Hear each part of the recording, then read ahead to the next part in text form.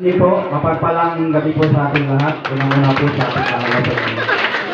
So, yung category po ay nakabase rin po dito sa ating tema na prepare your mind for action. Ito yung pag-remain ni Bill Awero. Ito po yung kung si Bill Awero na kailangan mapagbantay tayo dahil yung nangyayari sa panahon natin ngayon ay nauna na propesya na ng Panginoon na nasulat na sa kanyang aklat. Kung babasihan natin sa Mateo na sulat na kay ito'y nire-remind niya sa bawat isa sa atin na kailangan pagbulay-bulayan, pagnilay-nilayan na natin ang kanyang salita. Amen?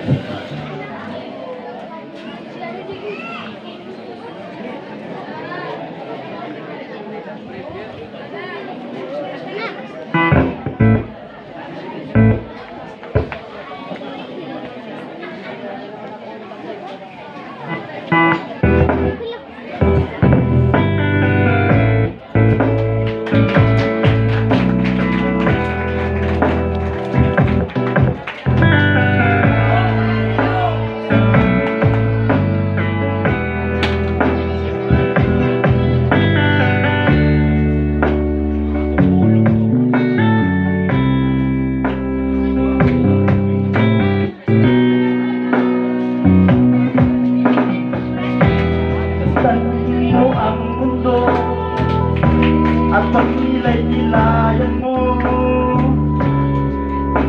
di man ay sumisigla, di magsikan ay nagana. At ibang panig naman na walang kaguluhan, ang tao ay nagpapasasa sa makamundong gawa.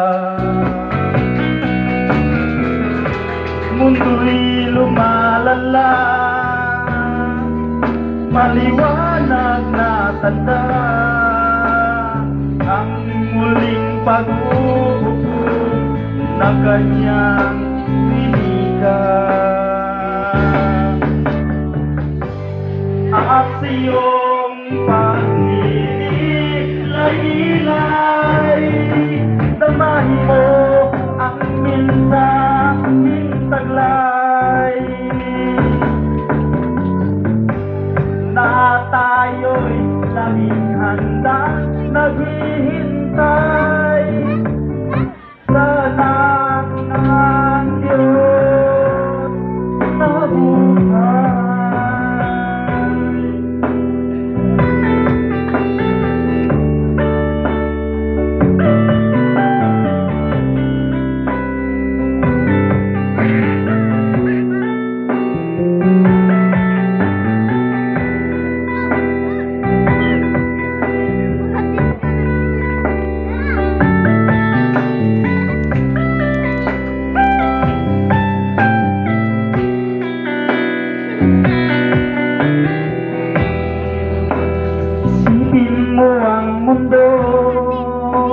At ang Ebanghelyo, tanda ng muling paghukom ay matutunghayan mo. Pagtalinong sobra ng tao ay isa sa mga ito, sa kapangyarihan at sa lapi ay nakontento. Mundo'y lumalala, maliwanag na tanda ang huling paghukom ng kanyang winika.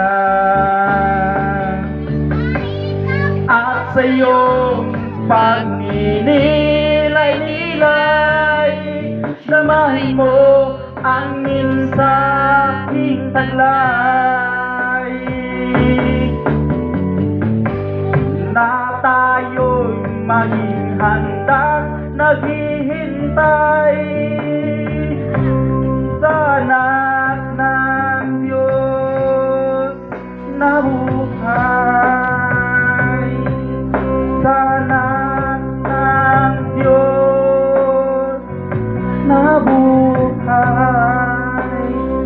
anak ng Diyos na buhay. Sa Diyos po ang paborito.